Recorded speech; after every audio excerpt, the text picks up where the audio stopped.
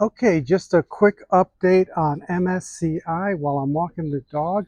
So I have a mid-sized position in MSCI that I bought a few years ago. I'm up on it, even though it's down today 10%, and I'm comfortable with that. It's one of the few stocks that I have in the portion of my portfolio that I call the coffee can, where you just put it away in there and don't ever sell it. And one day when you open up the coffee can, you'll be rich. That's my take on it. So I'll go over briefly why MSCI is a great company and then what happened with the earnings today. So, as you know, most financial planners will tell people you're better off not trying to beat the market and just buy an index fund and stop trying to pick individual stocks. You'll never be Warren Buffett. So, when you do that, the two most popular individual indexes that people will pick are the S&P 500 in the US, and if you want some international exposure, the MSCI index, right? So index funds that want to sell you these funds that invest only in the index, they have to pay MSCI or S&P, S&P Global to be able to sell you these funds and use that name and use that index, right? And people really like that index. They don't want a substitute. You know, they're more than willing to pay a few basis points to be able to sell you this fund with that index, whether it's Vanguard or BlackRock or one of the other big companies. They all pay S&P Global or MSCI to use that index. So how powerful is that? Because people buy these funds and these indices, they sell futures on them, S&P 500 futures. And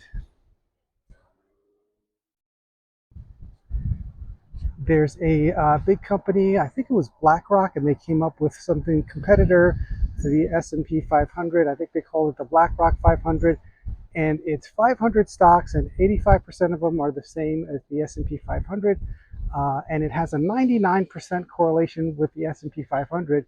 But you're going to have a hard time looking for a fund that will sell you, the S&P, sorry, instead of the S&P 500, the BlackRock 500, because no one wants it, right? You save a few basis points, but people don't want um, almost as good. They want the real thing, right? So 99% correlation, not good enough. They want 100% correlation. So every year, as more and more retail customers have been putting more and more money into index funds instead of picking individual stocks, the money that MSCI gets and the money that S&P Global gets has gone up, right? And this year is no different. If you look at the recent quarter that was released today, I haven't listened to the conference call, but the numbers show that funds are continuing to go into these index funds that benefit MSCI. So over long term, this still has a long way to go, in my opinion. And this isn't me telling you to buy or sell it. This is just me telling why I own it and why I'm comfortable with it. So why was it down more than 10% today, even though the numbers keep going up, right?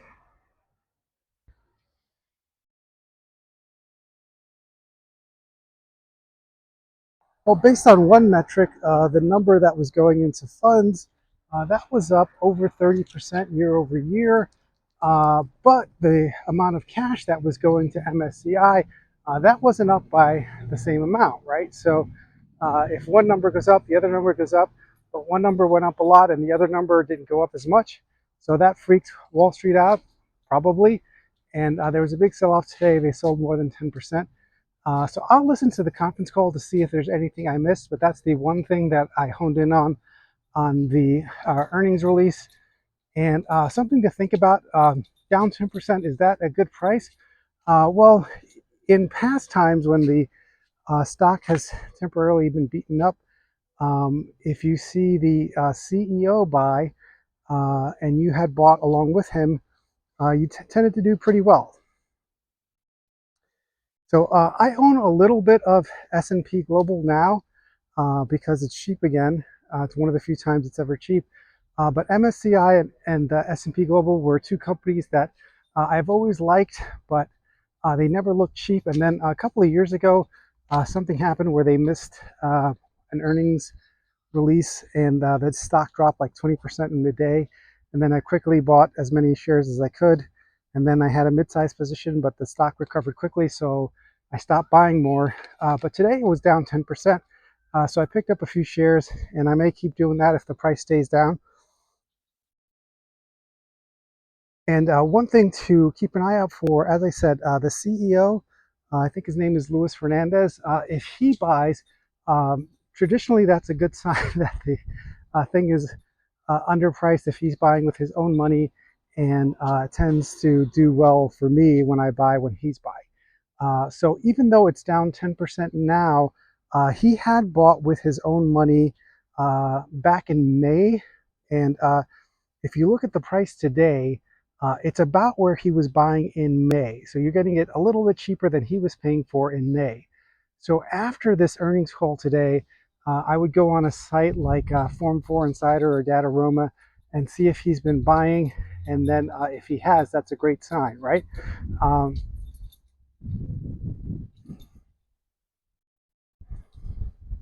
So when an insider like him buys stock for their own account, because he's the CEO, they would have to notify the SEC, and then it would be published within 3 days after he bought. Um, so if the stock is down a lot today, and then he bought some today, you would see that 3 days later. So I would keep an eye out for that for the next couple of days. And I would also listen to the conference call if you can tonight and see if they explain away that difference in much more business coming in, and the earnings that flow to the bottom line didn't go up as much. See how they explain that, right? Uh,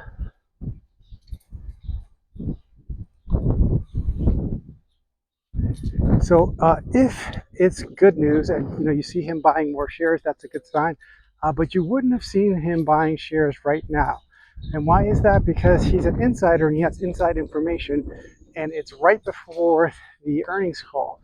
So that's kind of what the SEC determines is a quiet period, where you're not allowed to talk about things, and you're definitely not allowed to buy or sell things because you have inside information. But after the earnings are out and after the conference call, now that's no longer a quiet period. So if tomorrow he buys shares, you will see that within 3 days. If you look on some sites like Data Roma, or there's another one that I use called Form 4 Insider, you can Google it, or I'll try to put a link in the comments.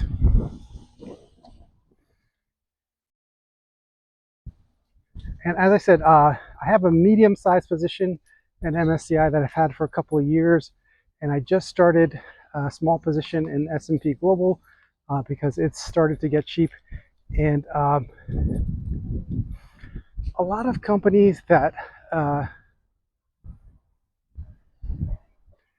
have intellectual property that is data and not physical, they're getting killed right now because of fears of AI replacing them, right? And for some software companies, that fear may be legitimate, but for others, it might help their things, right? So if S&P and MSCI use AI and models to help come up with new indices or new risk metrics and things like that, that could help them, right? It could actually lower their costs. So rather than AI hurting them, AI will help them.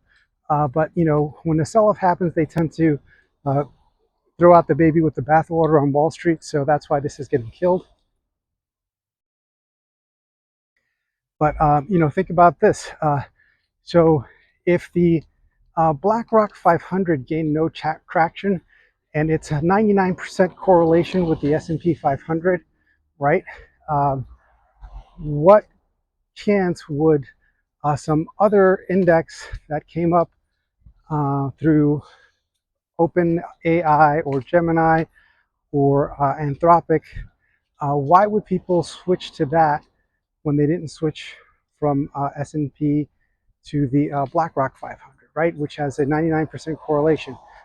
People don't want something where individual stocks are picked. They're very comfortable doing what has worked for most retail customers, which is investing in the index through a low-cost index fund, either through Vanguard or BlackRock or Fidelity.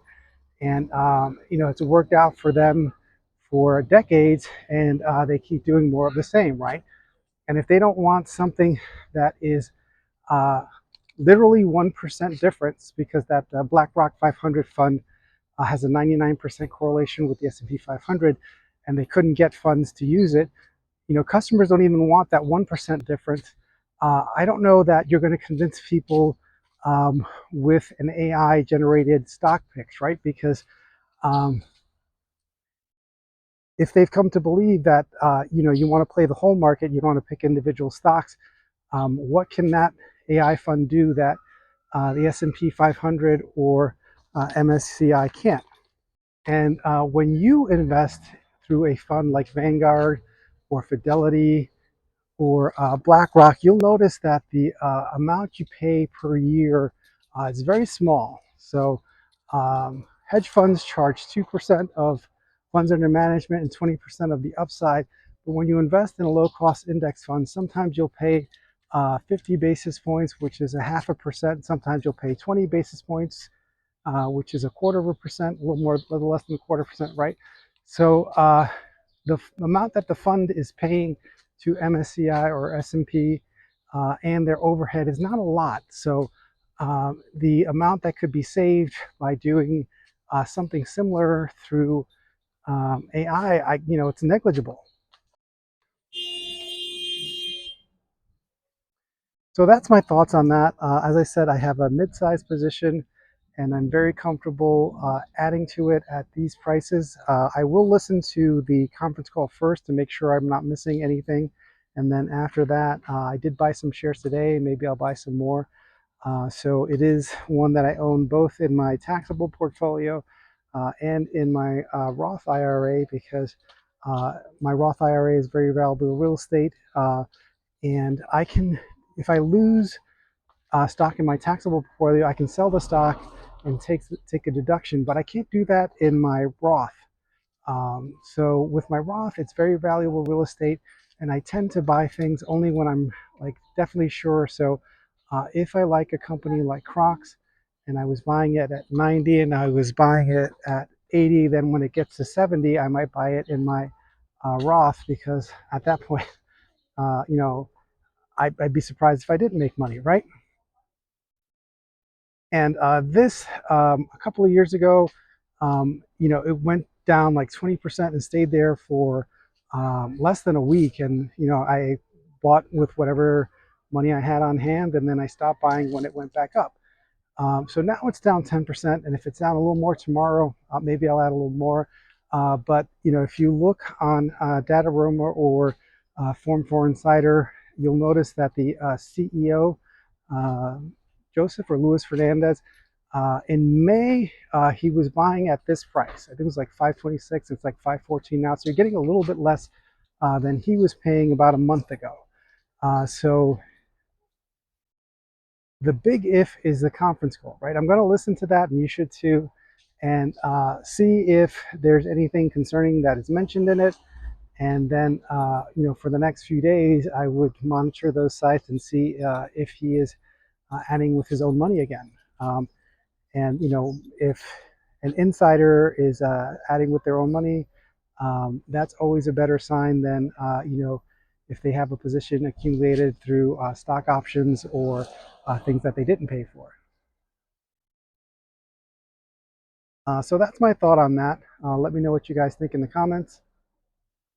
If you have any questions, I'll try to address it. And like and subscribe so you'll see future videos like this.